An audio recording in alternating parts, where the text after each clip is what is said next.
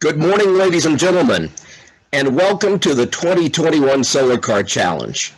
I am delighted to be having an opportunity to talk with you today because I've missed you. It seems like my summer was empty without seeing solar car teams and solar car kids at Texas Motor Speedway. But we know that the health and safety for everyone involved was uppermost in all of our minds. And so right now we're putting all of that extra energy focusing on 2021 so it can be an even bigger event.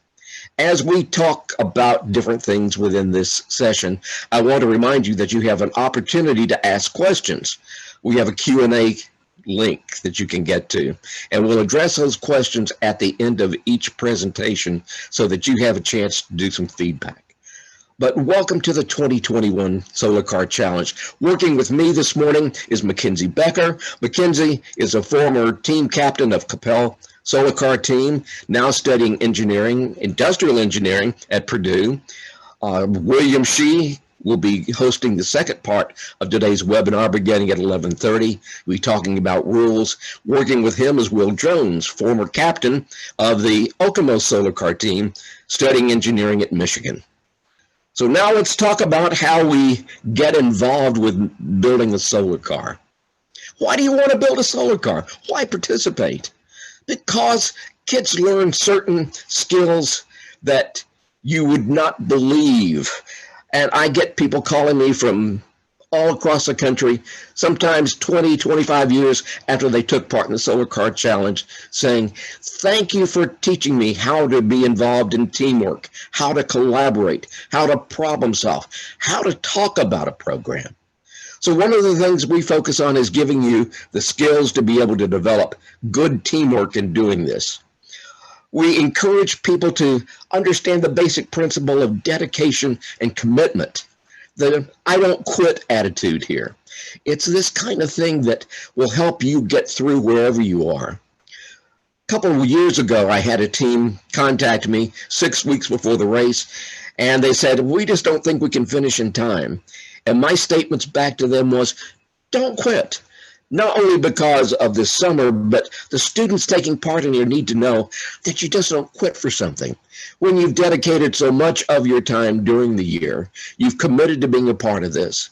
Let them have the experience of completing it. Whether they have success or failure, they will have completed this and have learned a lesson for their lifetime. Why take part in the Solar Car Challenge? Because it's the top project-based engineering program in the country. And we learn about success and failures, how to pick yourself up and how to go forward from those failures and how to make successes out of it. And we also learn those collateral things that go along with building a solar car, like how you build a budget, what you need to do to follow that budget, how do you fundraise to fill that budget, and then being able to talk about what you do. This is hugely important. One of the things that I do believe makes for an important part of a project is that if you can't talk about it, you shouldn't be doing it. You're being able to organize a group of people to be able to speak for your team, talks about organization, helps you better focus on what you're doing, and may put some money in your pocket. What my old Winston Solar Car Team used to do back in 1990 was I found these students had difficulty being able to figure out what to say. I learned this on a trip to Florida when we were doing a race in 2003. We had a TV camera coming up and put the camera in somebody's face, and the interviewer said, what have you learned about this race? I was expecting the kid to talk about, we've learned about engineering and the experience of working together. And the guy said, what are you learning from the race? And the guy said, stuff. And I asked the kid afterwards, I said, why did you just say stuff? And he said, because I didn't know what else to say. So we decided at that point that we were going to be developing little scripts. We'd have one kid who'd talk about the history of the team, one kid talking about our goals, another team talking about our plans for the future, another person talking about something else. You put them together and you end up with a great little presentation, a presentation that you can make to parents, to your administration, to sponsors. They love to see that kind of organization. So learn how to talk about your project. We also had a set of questions and designated answers. We learned at the very early stage that you need to have everybody on the team giving the same answer to things. For instance, when somebody comes up and says, what voltage are you running in your car? We went down the row with a group of my team members, and we got different answers. That shouldn't be. You need consistent answers. If they ask you how fast that car is going to go, then everybody needs to be saying the same thing. So look at what we're planning for 2021. We have team check-in on Thursday, July 15th, and I want to make sure everyone understands that everyone taking part in the race must be there on that Thursday. That's crucial. If you have some students say, well, I'm going to fly in and be there 2 days late, that's great for that kid. He'll be able to cheer you on, but he won't be able to participate because our insurance requires that we share with you certain key things, and we get a signature that you participated. You get that during sign-in, that you have received the information in regards to driver safety, certain other safety things that were required for Texas Motor Speedway before our insurance goes into effect. So if you want to be a part of the Solar Car Challenge, you need to be there for team registration. Scrutineering and oral presentations July 16th through 18th. And then we have stage 1 for our driving on July the 19th. Notice that we have a scrutineering and a stage 1 here. This is the first part of our qualifier this year. One of the new things is a qualifier that gives us a chance to enable more schools to take part in the Solar Car Challenge. I've got hundreds of schools knocking at our door wanting to be a part of this, but we only let enough people into the program so that they can be adequately taken care of when they get to the Speedway. And I'll show you a picture to show you what I'm talking about. So these people will be taking part in stage 1. Stage 2, 3 more days of racing for the top solar cars, and all teams, no matter where you're placed, will be officially ranked. One of the things I want to encourage you to spend time on is preparation for scrutineering. As a matter of fact, we have a session set up within this webinar series, our last session of the fall, that's specifically set out to how to pass scrutineering. That's huge. I had a student talk to me. He said, well, when you're enforcing these rules, what are you going to do? Which ones are you going to enforce? I wrote him back and I said, we enforce all the rules, because one of the important things of this event is helping young people understand that the project is also about how can you follow a set of instructions and can you implement that within your project. I want to make sure that you understand that we don't have wiggle room in here. When we say that the car has a maximum length, the array maximum length of 5 meters, we're serious about that. I had a team show up with an array that was 5 meters plus 2 centimeters. So it was 502 centimeters long. That doesn't work. I said they're not qualified to participate. And the most amazing thing was when this advisor to that team took out a sawzall and cut off the last 2 centimeters of their solar array. Of course, they didn't do a good job for the cells in that, but he qualified his team. Don't show up the race and say, oops, I mismeasured, because that will not allow you to be able to get into the race. Be careful about that. Scrutineering is an important part of who we are here. We're also emphasizing the importance of oral presentations. This goes right along with my saying, if you can't talk about it, you shouldn't be doing it. So teams are going to have an 8-minute time to do an oral presentation. That means at 8 minutes, you come in, you set up, you talk, you take down, and you're gone at the end of 8 minutes.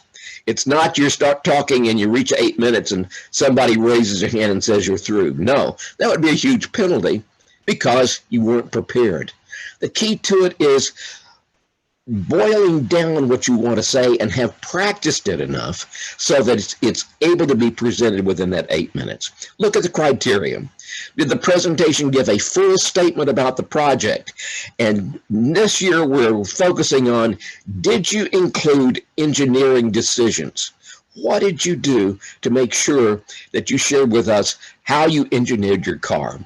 For instance, we had the old Winston team had a car that was going to weigh 400 pounds. To do this, if we were able to have a 400-pound car, we could use some very expensive mountain bike brakes. So we were deciding that with this lightweight car, we can use mountain bike brakes. That's an engineering decision. Did all the teams participate? Team members participate? Did the team make its presentation without notes? Or were they having to use crimp sheets? Did the team provide visual aids? You have to bring your own equipment for that. And did the team scrapbook adequately set out the team's progress over the project? The scrapbook is not there to show lots of pictures at the end of the project. It's there to chronicle what happens throughout the whole thing, so that we see you doing planning, we see you doing fundraising, we see you doing building, we see you doing testing. All of these things make it possible for us to get an idea of your project. It's also great to show to sponsors. So we're looking forward to seeing your scrapbook. And if you do a really good job on this, really good job, you can earn up to 20 laps. That is significant. Last year, we only offered 4 laps. This year, we're offering 20 because we are emphasizing oral presentation is key to going out in the real world and doing your engineering or whatever job you're going to be doing. So make a good oral presentation. Here's a picture of one of the teams last year doing an oral presentation in 2019. And one of the things you need to be thinking about, what are we going to be doing? We've got all the kids in the same shirts, all the kids in the same hats, but they weren't really decided whether or not they're going to hold their hands in front of them or hang them down by the side. Figure out how you're going to look on this. And when this person who's speaking is going forward, everybody should be looking at that person. Focus the judge's attention on the speaker, just to give you a little idea of what oral presentations are all about. And remember, we're going to be doing a webinar on oral presentations and scrapbooks later this year.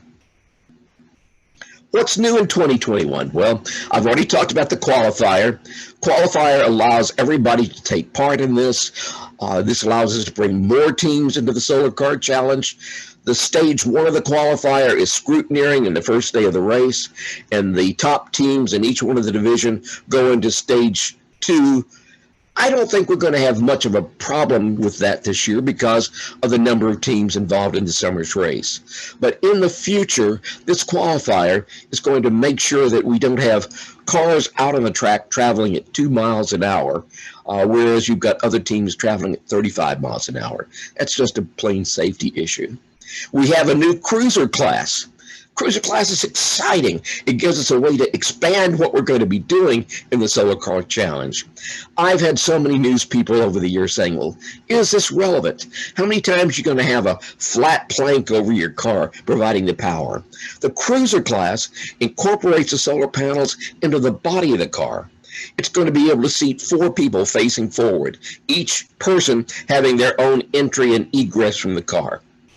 And the points are going to be awarded based upon how many people are in that car when it's being driven. For instance, if you've gone 10 laps and you have 4 people in your car, then your points will be based on 10 laps times 4 people. That's huge. A wholly different experience there. And we know we have 1 or 2 teams that are building a new cruiser class. I also want to say that as you build your car this year, make sure that your battery box is easily accessible and can be opened by judges. The judges will inspect your battery box each day and reseal it.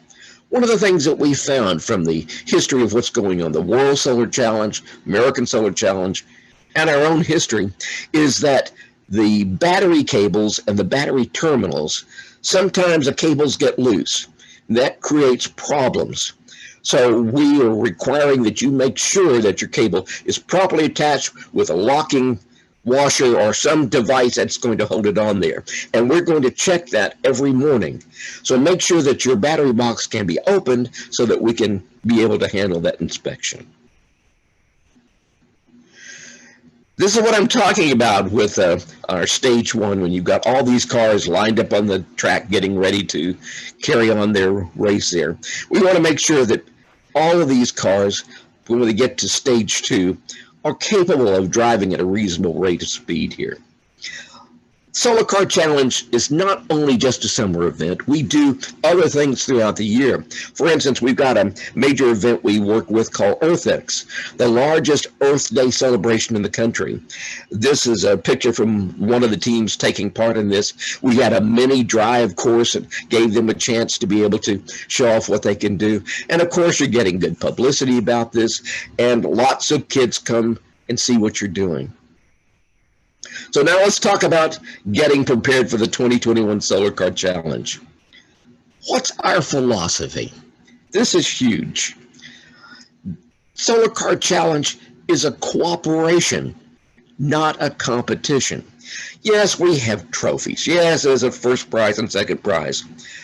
But you've got to look at it this way. If you started your project and you were able to develop a plan and a budget, and you were able to develop promotional materials, and you were able to go out and find consultants who would come in and help you, and if you were able to raise the money to build it, and you started building your car, and you tested that car, and you were able to get enough money to bring your team to the race, if you get here, you're a winner. We believe that. And so when we get here, our goal together, all of us, is to make sure that everyone is as big a success as they can possibly be. Let me give you a good example. I remember scrutineering at the braking station when you're asked to drive your car fast and slam your brakes on as if you were having an emergency. And I remember a team doing this, and when they applied the brakes, some wells broke and the back axle broke. Before their own team could get to their car, they had students from 3 other teams there helping them, and they had a welder from a 4th team ready to help them to put this back together.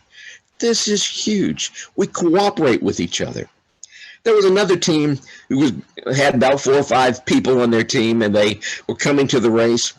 Their driver was walking across the tarmac, getting to the car on the day of the race, fell, broke out the front teeth of his mouth, and he was off for dental surgery. They didn't have a driver.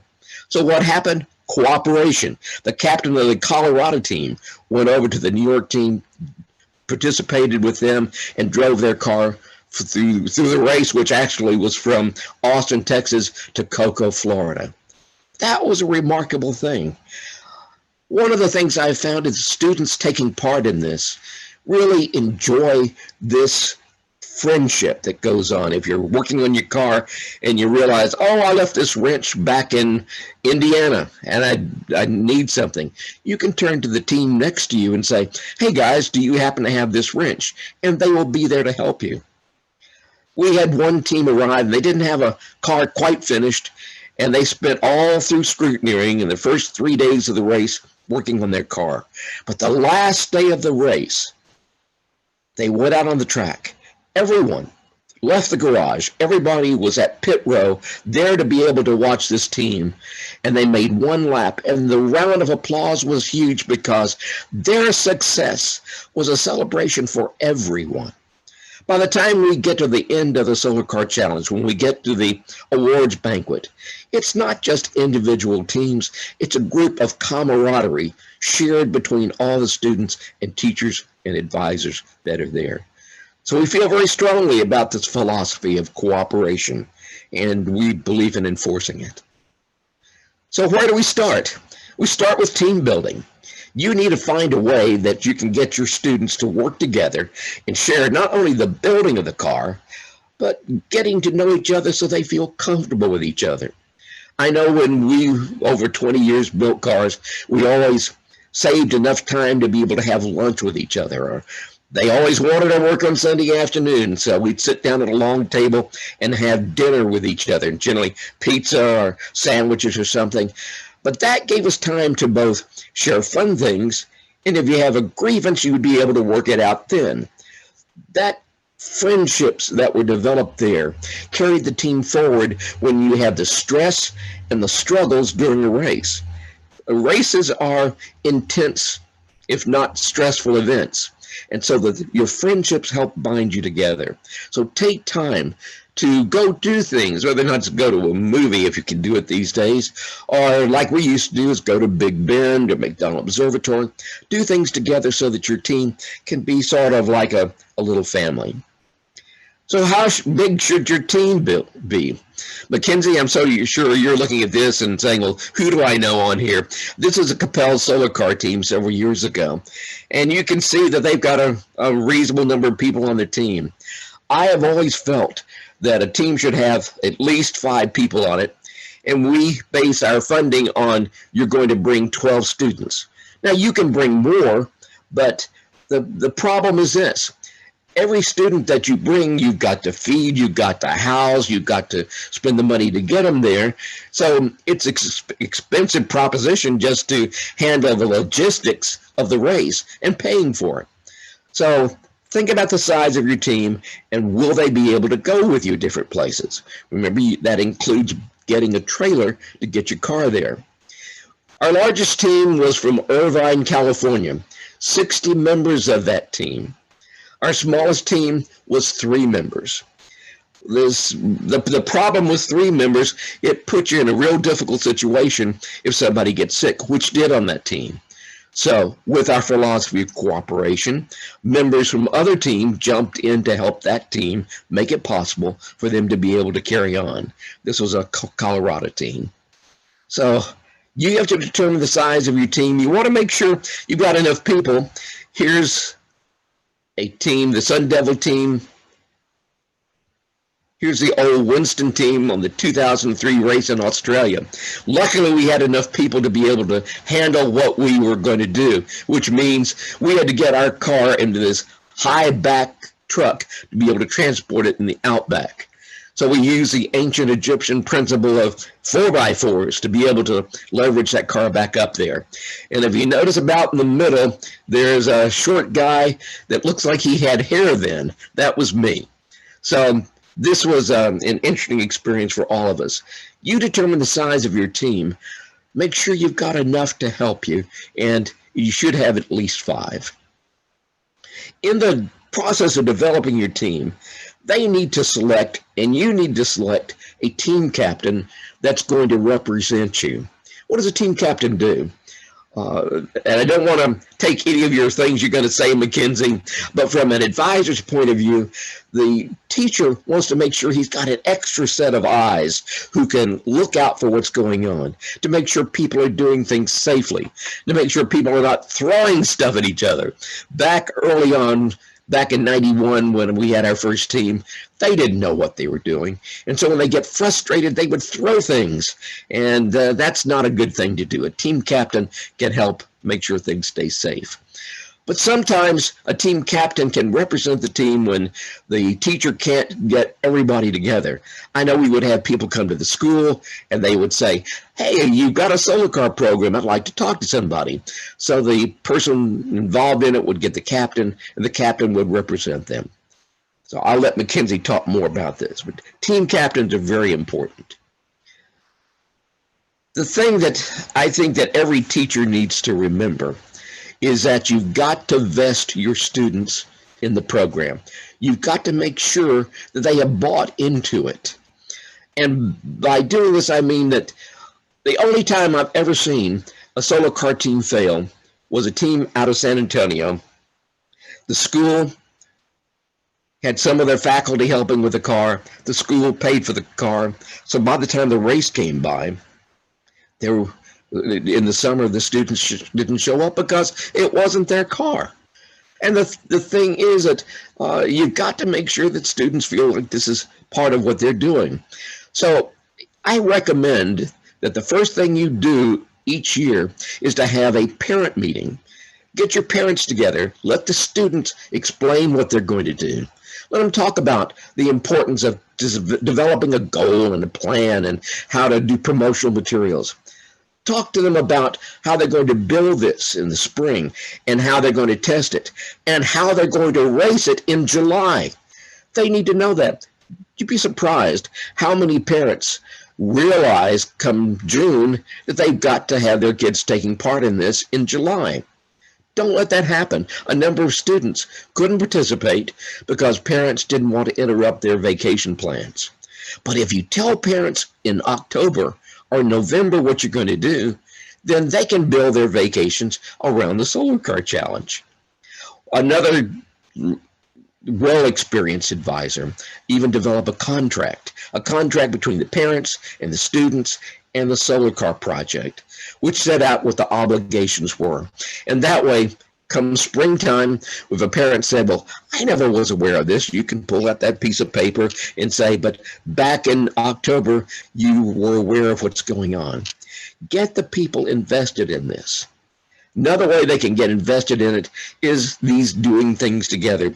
This was a great Mansfield team that were very skilled at being able to bring parents together and develop booster clubs.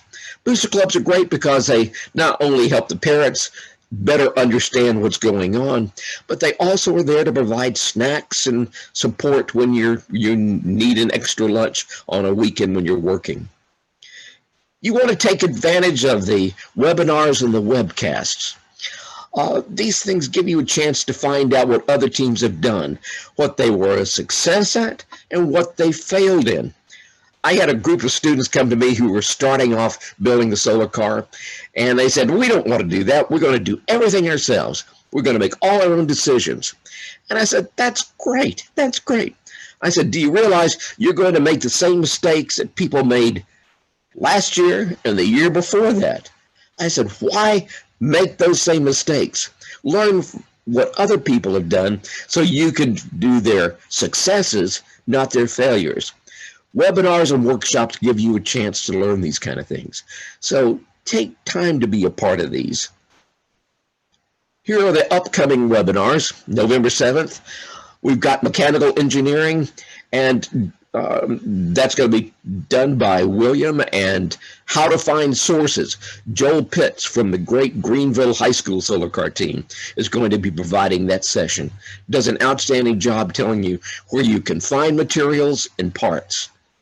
On Saturday, November 21st, we're going to be talking about electrical engineering. Chris Jones is going to be doing that session, and we're looking forward to hearing what he has to say. I think it's interesting that both William and Chris are great scientists and engineers at Raytheon. So we know that participating in the Solar Car Challenge helped them in their lives. I remember them both when they were young whippersnappers back in 1997 when they were taking part in a race. Also in electrical engineering, we're going to be talking about telemetry and data gathering. Will Jones is coming back to work with us on that, along with Eric Andrzejczyk. Great student input here on how to do this, and they've got all the great information on this. December 5th, oral presentations and scrapbook. A special session on how you conduct a good oral presentation. How do you do it in 8 minutes? The importance of scrapbooks. What's a success there? What's not? Remember, you've got 20 laps involved. And then how to pass scrutineering. We want to make sure you have every opportunity to pass scrutineering. So what do? You start off by reading the rules. And I have to say, you can't do this in one session. Your kids will throw up if you do it in that period of time, because they're very detailed. So have a rules reading week where you take different sections and you spread it out so that you can talk about this. Read the rules and discuss it. Read the rules and discuss it. You can always email me and ask questions if you have something, but keep rules with you in your workspace so that you can refer to them. This is important. You don't want to build something and then have to redo it. I think it's crucial that teams are involved in fundraising. Yes, some schools like to participate by helping provide some money, but every team should take part in fundraising, because this serves to vest that team, and it helps them to have a better understanding of the value of a dollar. I had a team that loved to do great things and had great ideas, but sometimes they didn't always correlate the value with how much work was involved in raising money. We decided we wanted to build a solar car that weighed 400 pounds. That's a picture of it there. We were going to go across Australia with that car. That weight car, we could use expensive mountain brakes on there. We would need 4 for the car with 2 backup. Each set of brakes was $600, so it would cost us $2,400. That wasn't in our budget. So somebody had the great idea, Why don't we go to the State Fair of Texas? Why don't we share what we're doing, show off our car, and let the people donate to us? We use this old sell a solar cell gimmick, where you tell people, give us $10 and we'll put your name on the car, and you've sort of bought a solar cell. So we went out to the fair, 20 days at the State Fair, 6 hours a day. After those 20 days, we only raised $1,100. So we had to reconsider our process of how much effort do we want to put in something versus how much money we're going to take back from our fundraising effort here. Yes, we went on to find other ways to raise the money, and we used those mountain bike brakes on that car. But the student learned that their effort to raise money was crucial in their decision-making, their engineering decision-making, and they also learned how important it was to have fundraising, and they became more vested in the car because they helped raise the money to make it happen. You're also going to be learning great skills. You're going to be learning how to measure. My team had great difficulty figuring out how to measure. We heard people say, well, measure twice, cut once. That sort of went over their heads.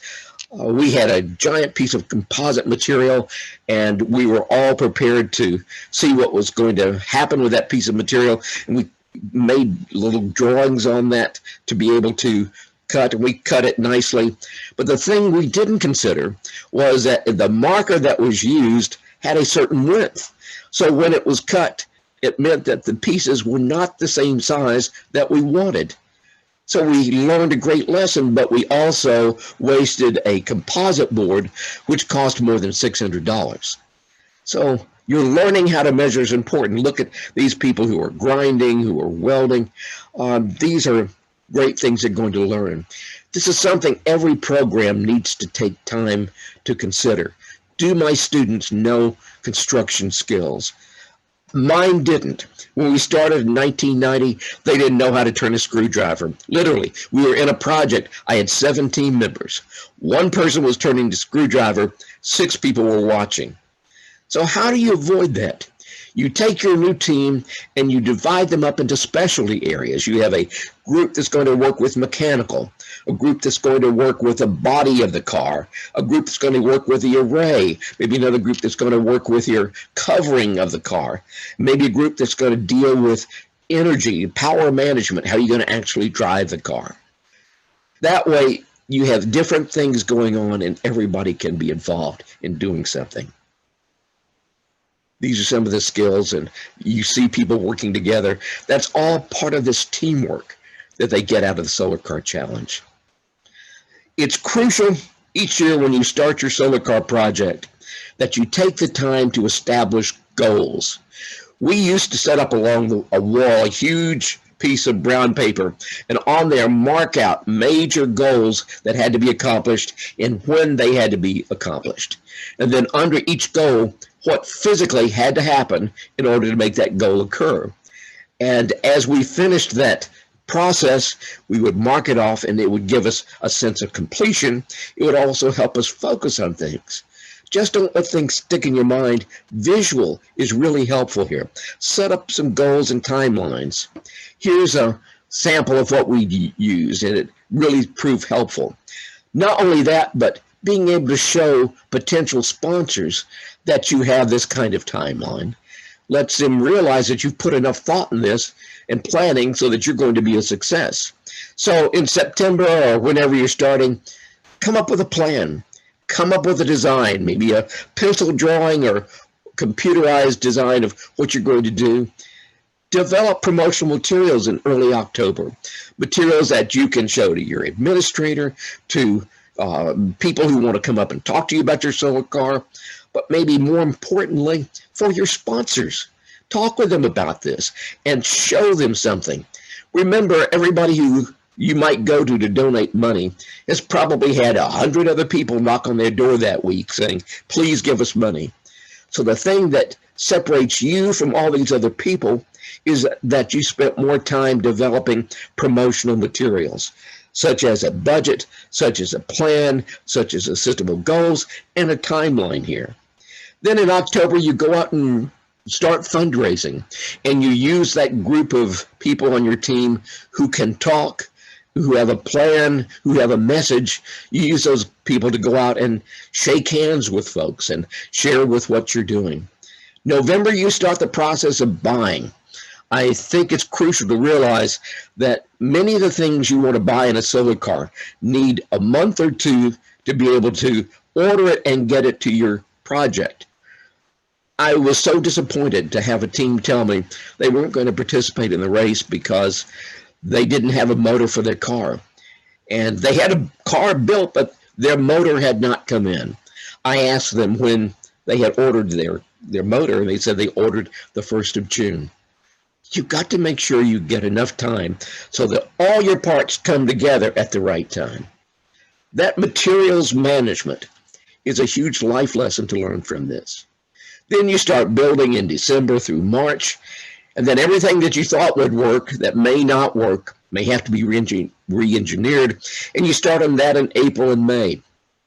And then the most important part of this process, test the car. You want to drive your car, spend weekends on your parking lot in school, driving that car. Put 500 miles on that car before you ever get it to the Solar Car Challenge. You want that car to break in your parking lot, not break at the race. You want that car to break in your parking lot so that you can learn how to fix it. You don't want to have to learn how to fix it at the race. So miles on your car is a huge investment in what you're doing. And then you get to the race in July, and then after that in August, you need to do an evaluation. You need to look back at what you've done and develop a scrapbook. Write down what was a success. And maybe as importantly, write down those things that were not successful. Then you have a document that you can pass along to your next team. One thing I found is that seniors have a habit of graduating, although I've tried to flunk a few so that they would stay with me a little bit longer. But they graduate, and you need to have some mechanism to be able to make that information not go away, and a follow-up evaluation can help. It's also important as you organize your team to get students from different age levels so that when the seniors graduate, you've got juniors to take their place and sophomores waiting, and maybe freshmen too. Important so that you don't have to reinvent everything. My first team had 7 seniors. They graduated, and I had to restart the whole thing over again. So think about the long term of your project. You're going to be a success. And when you are, you're going to find that people will want to flock to your program. So think about how your best teachers are other students who've gone through this before. Peer teaching is hugely valuable here. Here's some pictures of testing in the parking lot and driving it and analyzing what was going on. The reality of testing is simple. 3 teams that didn't pass scrutineering in 2019 never tested their vehicle. Never. That's the biggest impetus for testing your car before you get it to the race. You find out that it'll work. I recommend putting at least 500 miles on that car. You want it to break at home, not at the race. That post-race evaluation is great. It develops some continuity with your next team, but it also is a little payback to everybody and gives you a chance to build that, as we used to say, esprit de corps, to be able to make everybody continue to feel like they're part of things. So that's hugely important. Why the Solar Car Challenge? Because every high school needs a top project-based learning experience. And I guess maybe the most important point is, does it work? Yes, it does. We have collected data from people from the different teams trying to find out what happened to these students. Not did they go out and become a major in engineering when they got into college. We looked at what did they do? Did they actually become an engineer? Did they actually become a scientist? I find a lot of kids from STEM programs designate themselves as engineers or scientists the first year. And the second year, they're in business. The next year, they're in biology, whatever.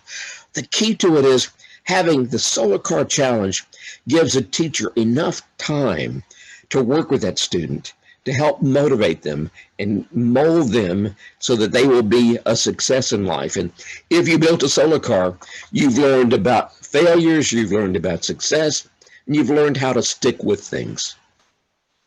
I want to turn the program over now to Mackenzie Becker. Again, she's the former captain of the Capel Solar Car team, and she's going to be talking about the role of the team captain. Mackenzie? Hi, all right. I am going to pull over to my screen now so you guys can see me. Awesome. So, hi, very happy to be here today. Just as Doc kind of started to mention, a quick hello from me. My name is Mackenzie. I am a junior this year at Purdue University studying industrial engineering with a minor in communication, and I absolutely love solar car racing. I raced back for 4 years with my team with Capel. Couldn't get rid of me, so I came back as an intern, and I'm still here, so I think I stuck long enough that they've accepted I'll just be around for a while. But it was an incredible experience, and for those 2 years as a junior and senior in high school, I was captain and president of my team, and it has definitely placed me at where I am today, and I'm very excited to still be here helping out with solar, as it's just such a big passion of mine. To kind of start when we talk about team captains, before I get really deep into it, I will say one of the beautiful things about this program in general is that we have such a diverse set of teams from all over the nation, teams with different backgrounds, different ideas, and they all, and of course their lovely ways, learn how to develop their leadership on their team differently. So I'll say that there is no one way necessarily to lead your team or to set up roles of leadership in your team. However, every team should have a captain, and at least in particular from the staff perspective, as well as teams who've raced before, there are certain things that a team captain tends to need to be able to do, or things that a team captain will find themselves doing, sometimes to their surprise, at the race or just at their team. So I'll kind of get into some of those things. And there's quite a lot that a captain kind of boils into. It's a very big role. It's a very important role. So if I had to tell you the 3 main buckets of things that a captain is in terms of what their role is for the team, they're as follows. So first and foremost, you are the figurehead of your team. And that can mean a lot of different things.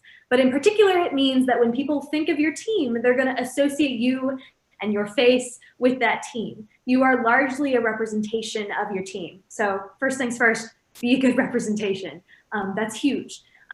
Make sure you lead well in that sense. But also expect and know that people are going to come to you with questions. They're going to come to you looking for answers. They're going to come to you as the representation of your team. And it's often potentially a good thing to think about maybe your captain being a core group of those people who are there for outreach. So when you're looking at contacting sponsors, when you're looking at talking in the media, when you're getting into publicity, which I'll get to, strongly a captain would probably be a good consideration of one of those people that is kind of driving those connections, just because they're a good person to think of as that symbol for your team. They're a very clear distinction of the team. So know that as captain, while that can be a little intimidating, if things go wrong, people are going to look at you and question. Know that that's probably what's going to end up happening. But it also means when things go well, you're going to be congratulated. So be prepared for both of those situations, and know that you are a representation of your team. Kind of bridging off of that, you are in many ways a liaison for your team. And that can happen in a couple different ways. During the race and sometimes beyond. In particular, you are the connection between the race staff, and your team.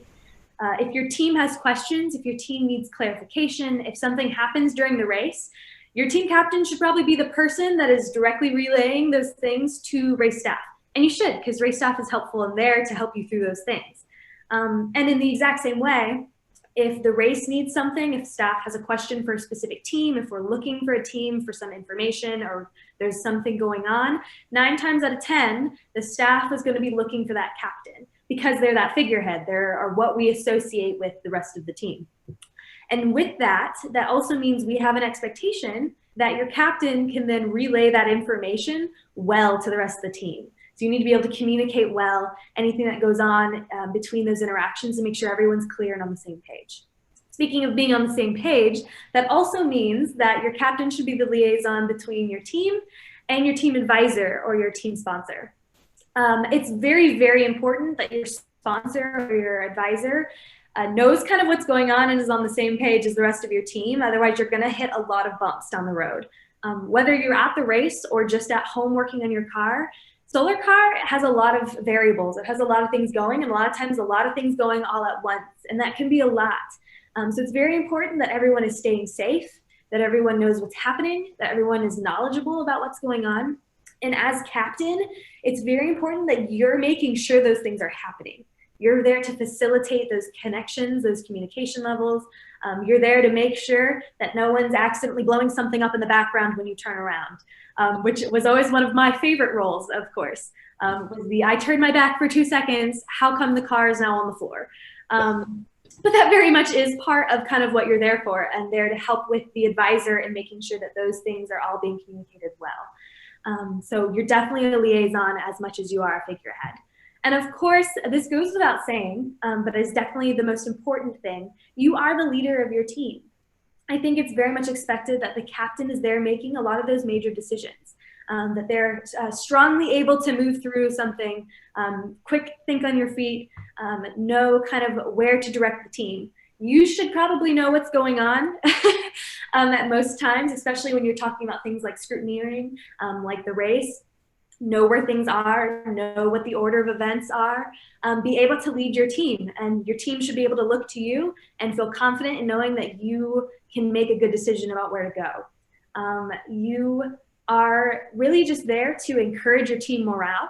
You're there to make sure that everyone is doing well, make sure no one's passing out because they haven't had enough water. Although that's your safety officer's job, you're making sure you're watching the safety officer too, right? Like you're in charge of everybody.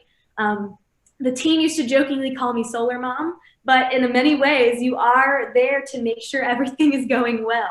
And that is a large part of what you do. It's a big role, and there's a lot of different facets in which you can look and engage different aspects of your team. But it is a really incredible opportunity. And I think when talking about these things, if I had to personally make a recommendation for qualities of a team captain, whether you're picking a team captain, you know you're going to be the team captain, and these are things you want to develop or work on, or just things that a team captain should be rather than a specific role, but rather attributes of them. These are my 3 big things. Number 1, you should be knowledgeable. If you're feeling like this is a reoccurring topic throughout me and Doc's presentation, it's because it's important. You should know your car. And I don't mean that as a team captain, you should have built the car bit by yourself, because that's crazy. But you should have a very good holistic view of your project and of your team. Like the big general questions, there's certain questions you get very frequently, often, over and over again. As captain, you should know how to answer those well. You should also have a good idea of what's going on. Read scrutineering. As captain, it was kind of a joke, especially as we would get closer to the race. I had a binder that everyone called Mackenzie's binder, and it had all of the race rules. It had all of like the events of scrutineering. It had each individual scrutineering level. It was like my lifeline, and that thing was attached to my hip at all levels, and I always had a pen hooked on my lanyard to make notes. And anytime there was a question about a race rule, one of the team members would go, "Hey, Mac, what's this race rule?" And at some point I got good enough that I almost had certain ones memorized because I would read them so often. So be knowledgeable and know that like you, that's a big part of it, is just like feeling like you can know these things and walk through it with confidence, which brings up the confidence factor. I'm not saying you need to be like, I'm the smartest person in the room, I know everything, especially if you're a new team. I know that's intimidating.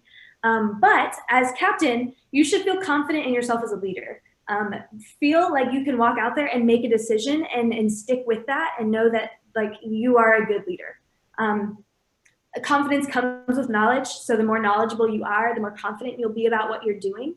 So again, like knowing scrutineering, how scrutineering works, those types of things will help you feel more confident when you're working with your team and leading them through scrutineering, things of that nature. But the more confident you are, the more respected you'll be, the more you'll have a smooth transition as a captain. And my best recommendation for that is reach out, ask questions, link up with other teams. Teams are super, super helpful. So if you don't know something, actively search it out so that you can be there to confidently answer it in the future. And lastly, but one of my favorite things in the whole universe is communication. If you know me, communication is huge to me. As a captain, you should be a good communicator. If you noticed, whenever I talked about being a liaison, when I talked about being a figurehead, when I talked about all these things, communication was brought up in pretty much every single level of that. You need to be able to communicate well to your team. You need to be able to communicate well to sponsors or media or any type of people reaching out. If you're answering questions or making decisions, you should be able to communicate those well. There are so many incredibly smart people out there in the world, but they need to be able to learn how to communicate well to be a good leader. And this is something that people develop and learn over time, but it is really important that whoever your captain is comfortable with those things. There have been plenty of times when I have been pulled aside on very short notice to represent the team in some way. So making sure that your team captain is confident and a good communicator and can get up and represent well on a short notice, I think is a really great skill and something you should look for, and will definitely help you out in the long run. Now, I may or may not have ended talking about communication on purpose, because I find that it is a very good segue into talking about publicity, and how incredibly important publicity is for your team. I think sometimes when we talk about these solar projects, we get a little tunnel visioned into the concept of building the car, which is obviously very important. You can't have a solar car team without a solar car. But we tend to forget that you can't have a solar car without so many other things that are a part of your team, like money, like sponsors, like support, things of that nature. And a lot of those things all tie back into publicity. It's extremely important. And if you have completely blanked on anything I have said up until this point, take away that publicity is important. So don't forget about it as you're developing your team. In particular, good publicity, because bad publicity is awful. It takes only one bad thing to potentially ruin the reputation of your team, to lose support, and to ultimately not be able to continue your project. So make sure that your publicity is good. Make sure that you are constantly representing your team well, whether you think someone's watching you or not. Know that you are constantly an extension of your school. Know that constantly you are an extension of your team. And that's hugely important, especially considering we are supporting our academics, supporting our schools. We want our schools to support us in return. Make sure that you are something to be proud of, because you are, but make sure you're constantly acting that way, because that is very important. Now, like I said, I've hammered into you that publicity is very important. So maybe let's extend upon that and talk about how to make publicity really good. So you have an opportunity, but what do we do to make sure that that opportunity is capitalized on, that we make that a great publicity moment, not just a good one? So these are a couple of just my tips from experience. Number one, always be ready for an opportunity. You never know when you're going to get pulled into something. I remember in 2018 with our cross-country race, our team did fairly well on our oral presentations. We were on the way to Palmdale, California, and at one of the stops, Dr. Marks pulled us aside, me in particular, and said, "Hey, we're stopping at Arizona State University, and we are going to be at a solar expo. Would your team present to the entire expo and every other team present?" And this is like, you know, maybe in a day or two. So always be on your toes, be ready, and have confidence, have potentially a sub team ready with that presentation that you know you're going to have that goes into putting your best foot forward. Know who your strongest communicators are on your team, people who you have confidence with in the knowledge and their ability to represent your team well, and know when you need to utilize that team, and make sure you can assemble, like Avengers assemble them, get them together quickly. That'll save you a lot of time moving forward and will allow you to be really ready for any opportunity at moment's notice, which is super awesome. Now, not everyone is born a presenter, and it is also really important to encourage, especially younger members of your team, to get to the point where they are presenting. Kind of like Doc said, you don't want all your presenters to graduate and suddenly you're left realizing that you never fostered those skills. In my opinion, there are two big types of publicity opportunities. There are your kind of more casual, larger scale, maybe community style events. And then you have some of your more high stake, more particular, lots of eyes type opportunities. those community type things are great opportunities to bring out more members of your team, younger members of your team members who are still developing some of those skills and learning how to give good presentations, and have them watch some of your older members. Things like Earth Day, we with our team would partner with a car show every year, things of those natures, things where you can bring a good group of your team out to learn. But on the other hand, some of your maybe more high stake, maybe a little bit more high risk publicity opportunities, maybe keep it to those really strong, good people that you know you can rely on. I've had such an amazing opportunity through the race to do a lot of these types of things, whether that be talking on Fox News to talking to a radio show, all kinds of things. But those are definitely a little bit more small scale. You're not going to have a whole team doing that all at once. So make sure you put your best foot forward and you have people who are well practiced. It's really noticeable when you don't practice. You might not think it, but it really is. And if you're an advisor, really suggest to your team to really hone those skills, practice, know what you're talking about. And if you are a team member, don't forget that is noticeable. And I know you're going to pretend like it's okay and that you can wing it, because I was in high school too. But it's really important to know what you're talking about, not contradict one another, feel well, look the part. As Doc mentioned earlier, have a uniform maybe. Sometimes we would joke on our team that we would go a little insane. We would have like this whole checklist anytime we ever would appear somewhere. And it would be like red tablecloth, paperweights in the form of wrenches, these pens in particular, like these certain things. We had a tent that had our logo on it. It was very expensive, but dang it, if that thing didn't look good. There is something to be said about looking good. When you appear somewhere, you look professional and people are going to take you more seriously, especially when you're in high school. When you roll up looking professional with a solar car, like there is something to be said about that, guys. This is a really, really cool thing. So make sure you present that well, and it'll really, really help in the long run. Just to kind of start wrapping stuff up, in terms of things, you're like, okay, Mackenzie, I got it. It's important. Let's make it count. Let's make it good. Let's put our best foot forward. How the heck do I go about doing that? Where do I find these things? I know it's important, but how? And that's a great question, but it's actually not as hard as it sounds if you just really keep your feelers out at all times. Number one, Doc mentioned things like Earth Day, the race. Fun fact, the race also relies heavily on publicity. We find it really important too, which means when we find events, we're gonna extend those types of things to capitalize them as well. So always be on the lookout for things that are sent to you. Doc has notoriously contacted our team randomly and said, hey, there is a school teacher up in like Oregon. Would you like to present to her class? And I have said, okay. Let's do it. And those types of things will happen randomly. So be prepared for those, but also jump on them when you are ready. Don't take on something that you're not prepared for, but the moment you feel comfortable, start doing it as much as you can. Seek out events in your own community. That's huge. Like I said, your local Earth Day, not just your big Dallas Earth Day, but we would go to our local Earth Day events. We would find community events going on that maybe had something to do with solar or something to do with technology. We would maybe look at our sponsors and see if they were doing any kinds of events that we could talk at. Really don't be afraid to reach out. Guys, this is like really cool. What you're doing is really cool. I don't know if you knew that, but this is like really interesting. And people find it very interesting, but you have to like let them know that. But they will probably want you there. It's unique. I mean, heck, farmers markets, try everything. But people are probably gonna go, wow, that's amazing. Yeah, totally come, that'd be great. And that is a great way for you to get those types of things. And particularly support people who support you, including your school district. Maybe look at elementary schools you can go talk to, science fair nights, middle schools. Number one, you're talking to people who may become high school students and may wanna join your solar car team, so that's pretty cool. But also, you're getting experience. Not all publicity will necessarily immediately get you sponsors, but all publicity will give you experience, which is vital to this entire process. So don't think that, oh, it's just an elementary school class. It's not really important.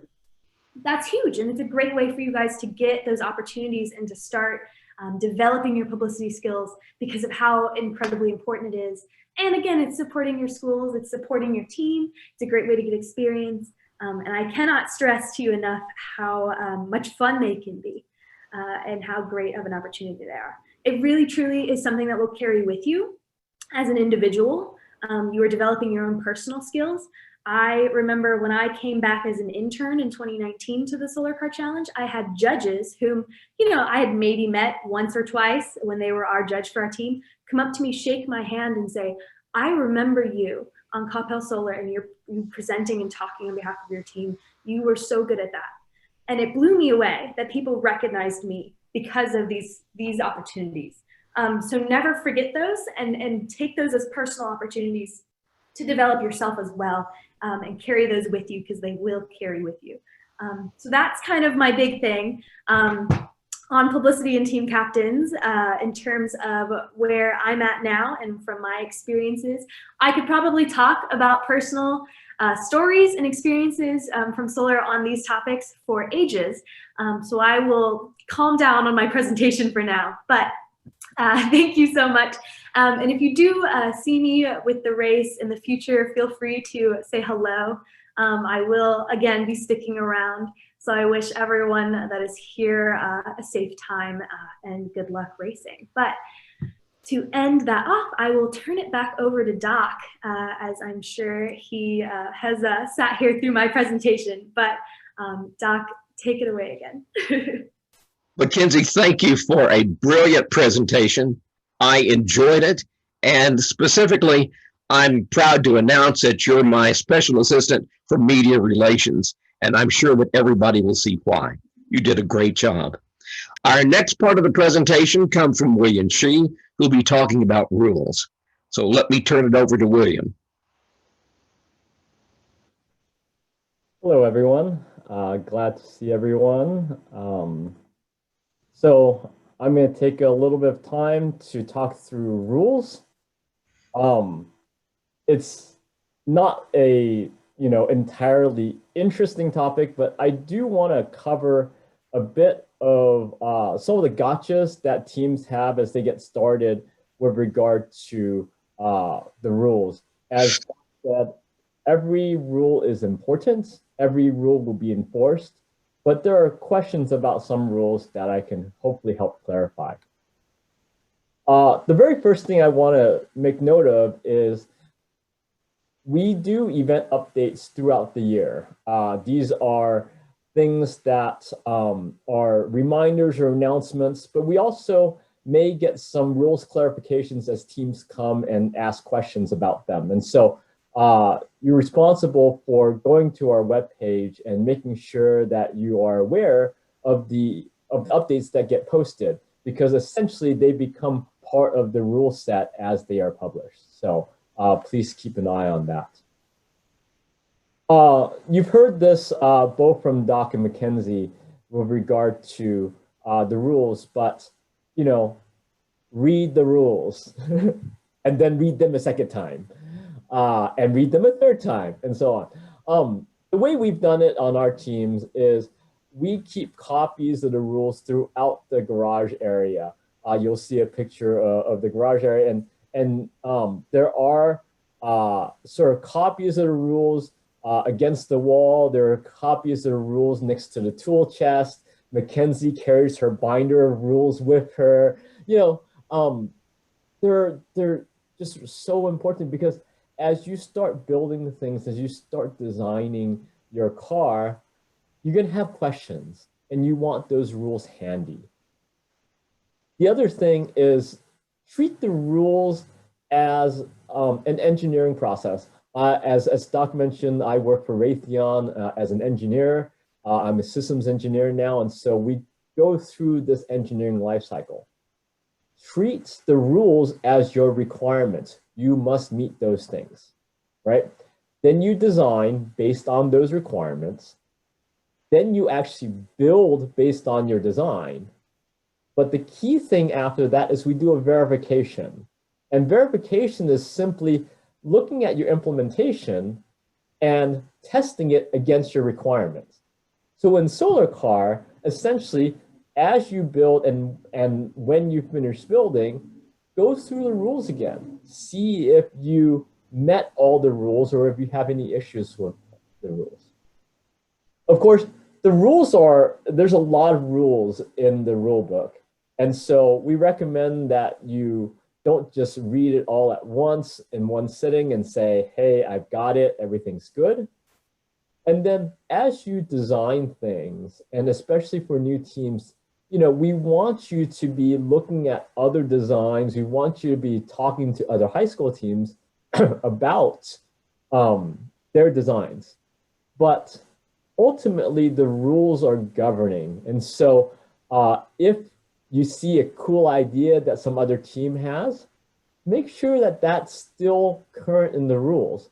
A lot of times as rules change, we may give a grandfathering clause to say existing teams that have built according to previous rules can keep their car design, but new teams, new cars, new designs must meet an updated rule. And so you want to make sure that you take inspiration from the old rules or the old cars, but that you compare that against the new rules.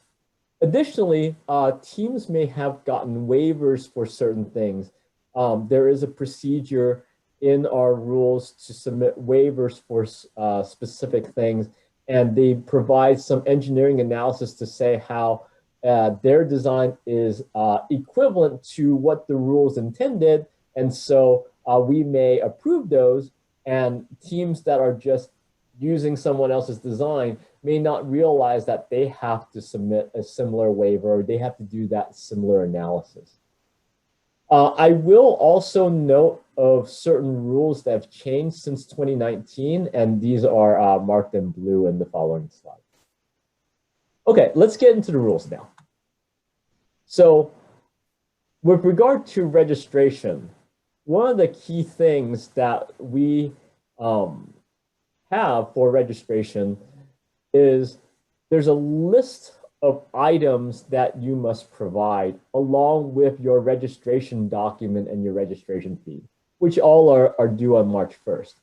Those detailed items are really a way for us to see what your design is and to give you a heads up of any issues that we may see.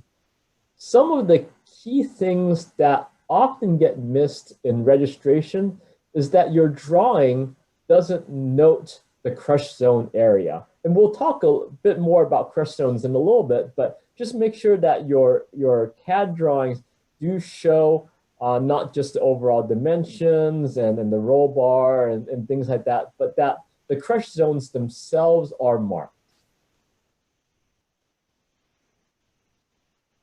Next, the detailed schematic. We want to make sure that you have all the electrical details in there, how things are connected, and things like that. Give me 1 second. I just want to make sure that I am sharing everything appropriately.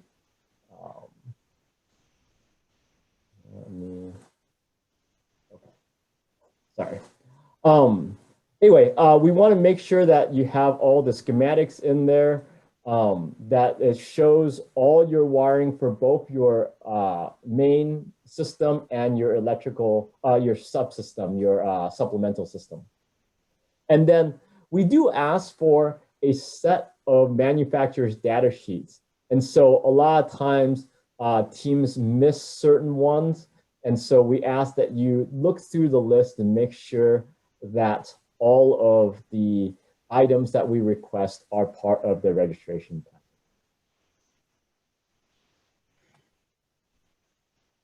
Okay, so one of the key rules that we have is Rule 3.8. And this rule says that the solar cars are meant to be designed and constructed by high school students. We are a high school race. This project is to teach high school students about engineering and about alternative technologies. And so we want to make sure that it's the students that go and design and build this car. If you're a new team, sometimes you may have other teams that have sort of moved on from the race, and they have a vehicle that they donate to you. And that's great, because then you can start looking and seeing what design decisions they made, how they built the car, and so on. However, you are not allowed to use a car, as is, as it's given to you. You really need to rebuild that frame. You can use the donated car as a point of reference, but you need to essentially design and build your own car. This also applies for sometimes college teams might, because of rule changes, pass along their car to another team, and it's the same thing. And so we say that you can't reuse another team's frame, and you really need to make your own. You can obviously take parts from another car, as you would sort of buying parts from another team or from the used market. So you can use components, but the overall solar car design must be yours. Okay, we talked a little bit of the qualifier, and Doc talked a bit about that, and so I won't belabor the point. The idea is there is a first stage 1 day of racing after you pass scrutineering, and then there's a stage 2 portion. In our race, we've divided our teams into 5 different divisions. And this is really to try to differentiate teams that are starting out from teams that are more experienced. And so when you're starting out, we recommend that you start in the classic division. And the reason why we recommend that is a lot of the regulations with regard to classic division help limit the cost of the car. We say you're not allowed to have hub motors, because those are more on the 5-digit type of dollar amount. You're required to use lead acid batteries, not lithium chemistries. And we limit the solar cell efficiency to 20%. And all of those, as you can tell, are really cost limiting type of factors. Another thing we did was we separated out the classic and advanced classic divisions. And that's really to say that even though we've limited the cost of the classic division, we know that experience within the race gives you a leg up. And so if you have been racing in the Solar Car Challenge for 3 or more years, we bump you up into the advanced classic division. So the classic division teams, they can really compete on their own as sort of a new type of team. Once you get some experience with that, we say, okay, I want to expand my technology. Let me enter the advanced division. That's where you can use hub motors, prefabricated solar car molds. If you have a mold that someone gave you and say, here, you can use this mold, so long as you build your own body for that mold, essentially you lay it up, then you can reuse that prefabricated mold, and they've already done all your aerodynamics work for you. And then, of course, advanced battery chemistries like lithium-based batteries. 2 new relatively new divisions are the electric solar power division and the cruiser division.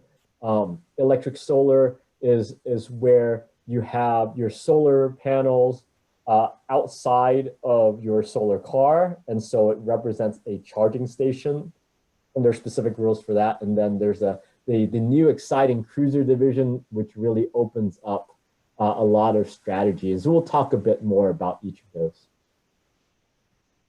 Okay, one of the very key rules that a lot of teams have trouble with is the roll cage, crush zone, and roll bar rule.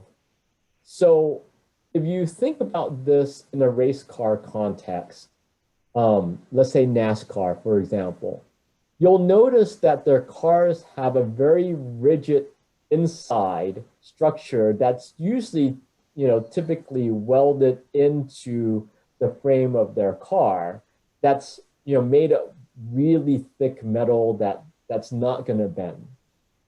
And then they have some spacing, and then they might have some structure on the body of their car on the outside that's meant to take some impact and sort of deflect the energy away.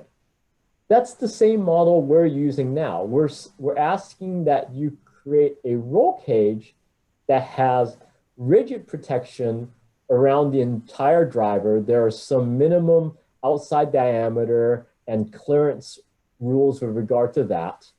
And that's meant to be solid where you don't, if there's an impact, if there's an accident, your driver is protected. Then we're asking you to additionally add a structure outside of that that is more designed to collapse. And if you understand physics, as you get an impact, and if that impact collapses the structure, then it will deflect some of the energy away, and it will absorb some of the energy so that when it gets to the roll cage, there's less of an impact, right? So we want that structure sort of separate and outside. And then, of course, there's the roll bar itself that prevents you, in the event of rollover, to make sure that it goes over the top of a driver's head. One of the key things with a roll bar that we've seen is that teams tend to cut different pieces of metal and weld them together to form a roll bar. And we have concerns about that because, as high school students are welding, especially for a critical piece like a roll bar, we're concerned that without a microscope, it's difficult to see how well the roll bar is welded. And so we are asking in the rules that it be one continuous piece of metal with certain minimum dimensions, the outside diameter, the wall thickness. In details, we want you to start looking at the crush zone and the roll cage as structures that protect the entire driver. We have seen certain structures where it just goes up to their waist, and then it's just open to the side of the driver. And we're concerned that if there's a impact of something that's above that level, there's no structure there to absorb that. And so we ask that you have structure that will absorb that next to the driver.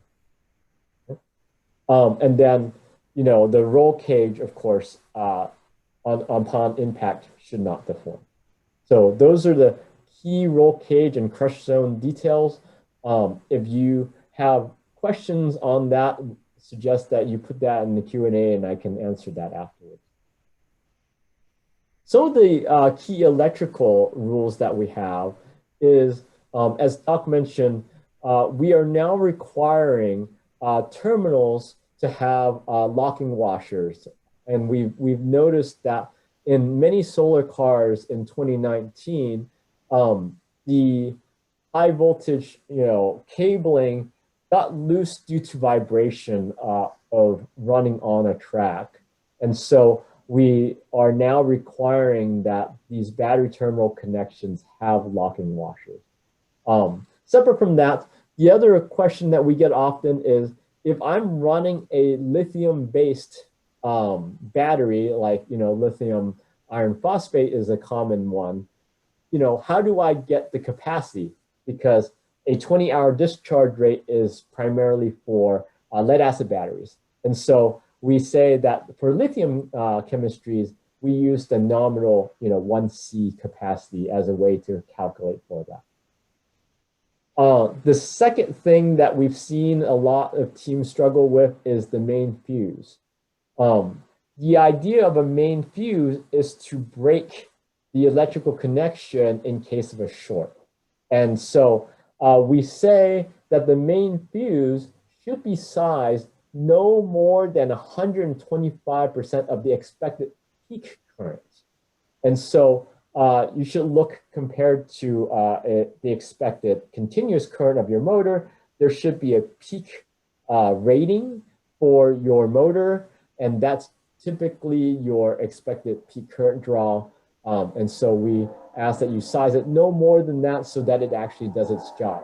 If you oversize your fuse, essentially the fuse won't even break, right? A previous rule required that the fuse be fast blow or very fast blow. And we've taken that away so that you're free to use time delay fuses as well. With regard to battery enclosures, one of the key rules that we have instituted is that there's no venting in the driver's compartment. So if you have a battery enclosure that is in front or behind the driver, whichever direction that the wall of that battery enclosure faces towards the driver, there should be no holes. And the idea is, you know, whenever you put a hole in there, you will get some type of venting through that. And so you might get some of those battery gases into the driver's compartment. So we say you can't have venting into the driver's compartment. Additionally, we've changed some rules to say that for lithium-based batteries, you don't need forced air ventilation, and that you can't put your batteries in front, in the very front of your car. We already state previously that the batteries cannot serve as a crush zone because the batteries aren't really intended to take impact. It causes issues if you have an impact and it breaks into the battery compartment and it starts leaking batteries. And so this is just a further clarification that as you build your battery enclosure and you put it in your solar car, it can't be at the very front of the car. There are certain rules with regard to wiring and connections.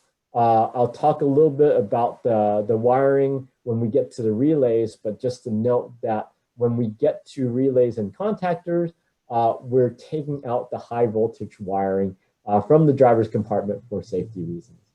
And then likewise, as we said at the top there with the battery, all the connections that conduct 36 volts must be secured by a locking wash. So not just terminals, but everywhere else that you have connections must have a lock washer. And it's the same reasons, is that vibrations that we've noticed on the track and on the road does cause these things to loosen up, and it causes arcs to happen.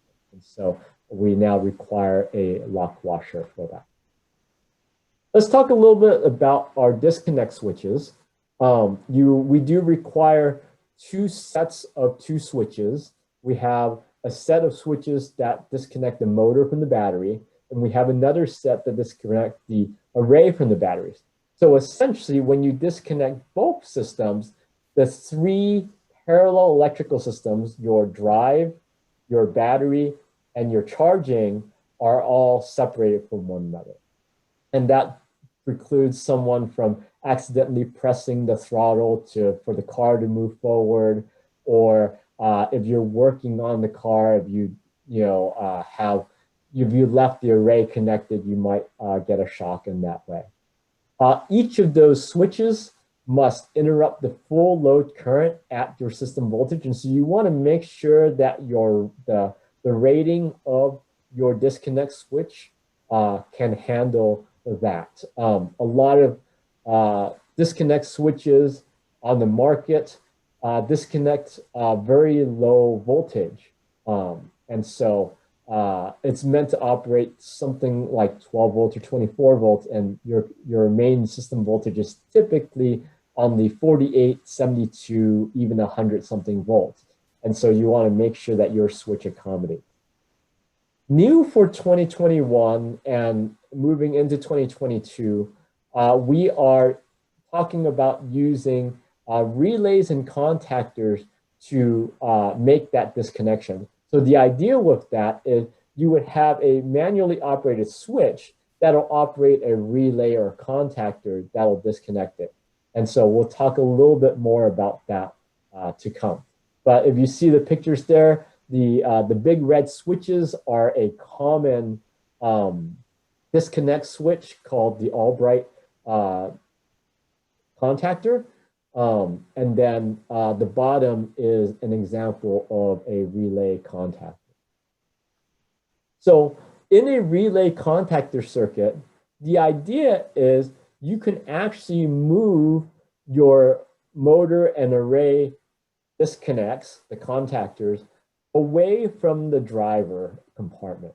You can simply have a piece of equipment that's in the high voltage enclosure next to the fuse, and it can be operated by a disconnect switch that's in the driver compartment.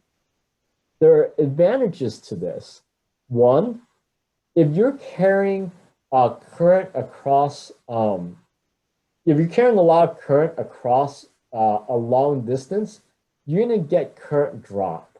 And so by putting the contactor near your drive and near your array components, you really shorten the length of cable that you need in your solar car.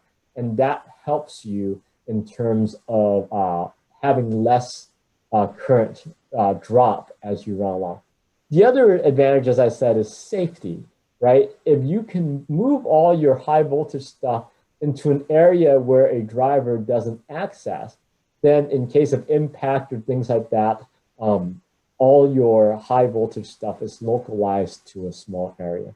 And so we say in 2021, you are allowed to use a relay contactor, but in 2022, we will require it. And so, especially for new teams, if you are making a new design, we highly recommend that you move towards this relay contactor model, because if you want to reuse your car, for example, you would go ahead and do that. 1 second.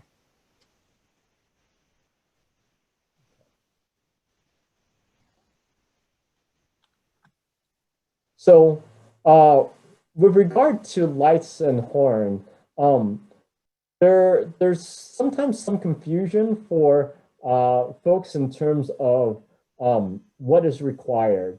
And so to be very clear, you're gonna need 6 total lights. You're gonna need 2 stop lights in the back that are red, and that just is operated as brake lights. And then you're gonna need 4 turn indicators that are yellow or amber that are on the front and back of your car, right? The brake lights must be visible from 100 meters away, and the turn indicators must be visible at 30 meters. So, and then there's some angles with regard to that you can look in the rules. So this means that you can't have a common brake light rear turn indicator. They must be separate because they're different colors. For the horn, you gotta move your horn up as far front as possible and face forward. Especially at the Tex Brewer Speedway, you're gonna be using the horn a lot. You need to use the horn whenever you're overtaking another solar car. So you gotta make sure that it's loud enough that there's the people in front of you that are driving can hear it, and that you have enough batteries to keep using the horn as you go along. Because if you use it a lot and you run out your batteries, you essentially, if your horn no longer operates, you can't pass. And you can obviously bring it back into the pit area to replace the batteries, but you want to make sure that you size your batteries enough where you change your batteries out at an appropriate interval. Okay, the last part about the car rules themselves is driver safety. One of the key things that we see of issue is that the safety belts aren't properly mounted.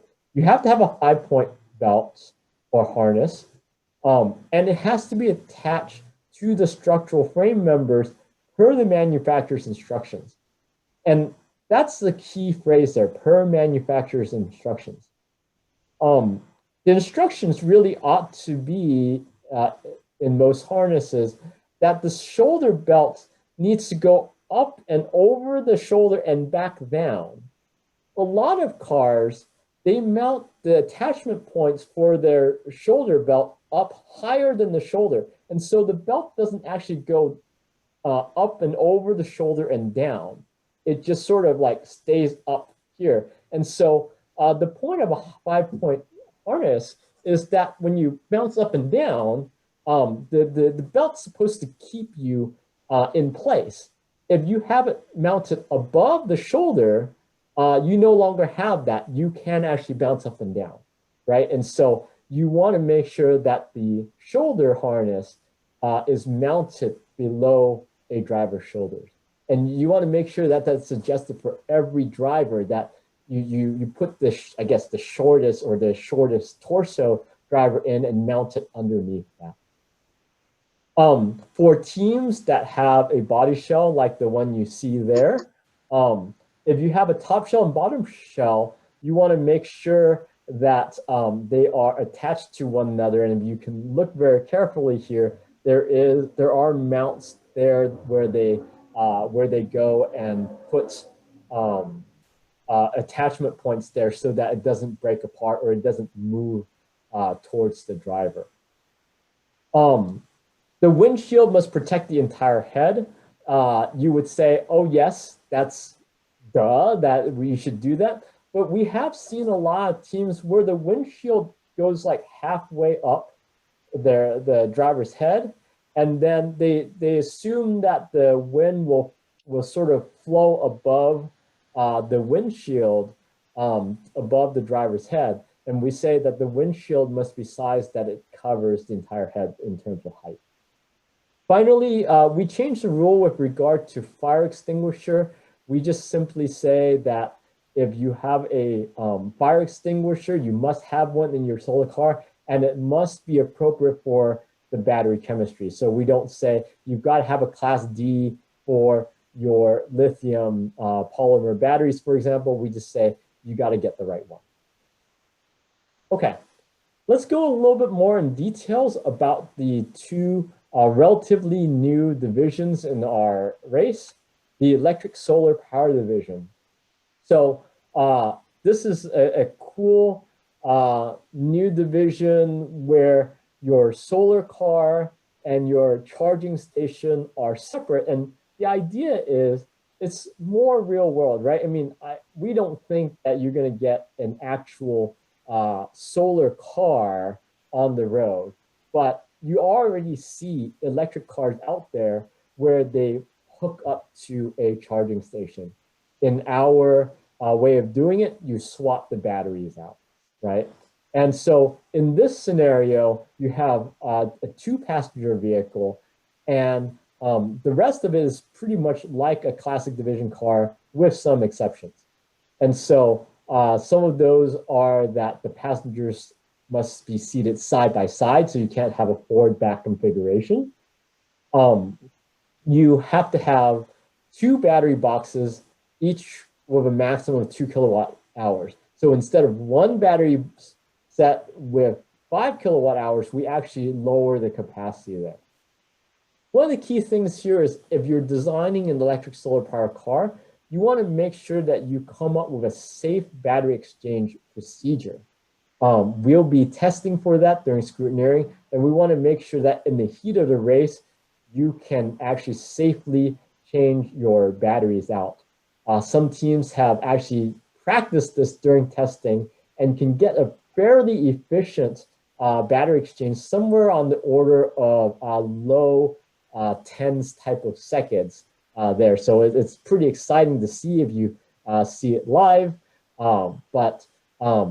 regardless of the speed of it, we want to make sure you do it safely. We did provide a clarification with regard to disconnects. In terms of a solar car, a non-electric solar car, we say you must have 2 motor disconnects and 2 array disconnects. In this case, because your array is not on your car, we just simply say that you must have a single disconnect. You still have to have 2 motor disconnects, 1 accessible by the driver and 1 accessible externally. Another key note is during the course of the race, you've got to provide a team member to monitor that charging station. And that's for safety reasons, right? Especially when you're charging, you want to make sure that nothing happens with the charging, or in case of wind gusts and things like that, you want to make sure that your charging station stays intact. And so during the course of the race, you'll want to be having a team member assigned to do that. And then one of the cool things about the electric solar power car division is that you get a daily task. Essentially, you get 1 special task each day to do to represent that this is a car that can be used for, real world applications. And so we may ask you to go and grab something like a case of water from the water station and then distribute it to fellow team members and solar car participants. We may ask you to do other interesting things. And we just want to show that this really is a practical application of a solar powered car. Finally, I'm really excited about this new division for the cruiser division. What's neat about this division is you get a different scoring consideration here. You get to choose how many passengers you want to have in a vehicle when you're running around the track. And you'll get points based off of the number of passengers that you carry. So, for example, one team may strategize and say, well, I have seats for 4, but I'm just going to do a single driver and I'm going to race around the track and collect as many laps as possible. That could be a strategy. Another team may say, well, I don't really want to do that. Maybe I'll go a little bit slower and carry more passengers, and I can make up a faster team's points by carrying more passengers. So, in terms of the other divisions, you run around the track, you collect the laps as much as you can, and it's really more of a how well can my car do. In this division, you actually have a way to strategize and determine, hey, what do I want to do? There's a bit more of a, let's say, competition sense with that regard. The same rules as the advanced division apply. So this is more of a division for teams that have been around for some time, but you must have 4 wheels and you must accommodate 4 passengers. Each passenger must have immediate access to a door for entry exit, and the driver must be in the forward left position, which really implies that you have 2 front seats and 2 back seats. Okay? The body must be fully enclosed, the solar array must be on that body, and you must have a trunk. So, we're getting to more and more of a practical application here, and I'm excited, and I'm hoping that teams will come up with a cruiser division car and compete in that class. A couple notes on attire. One of the key things that we've seen is the team members and advisors and all that all have proper attire, which is full brim hats, closed-toed shoes, and all that stuff. The key part is visitors. If you have visitors come and visit your team, they essentially become participants of your team, and they will be held to the same criteria as regular students, sponsor chaperones, and advisors. So If you do plan on inviting parents or friends to come and observe the race, please remind them to have all this stuff. Or I know that some teams bring a set of hats for guest use, and so they can hand them out. But yes, we just want to make sure that everyone who is part of the competition, who's there present on site, is safe. It gets very hot out there. Full brim hats, closed toe shoes, definitely important there.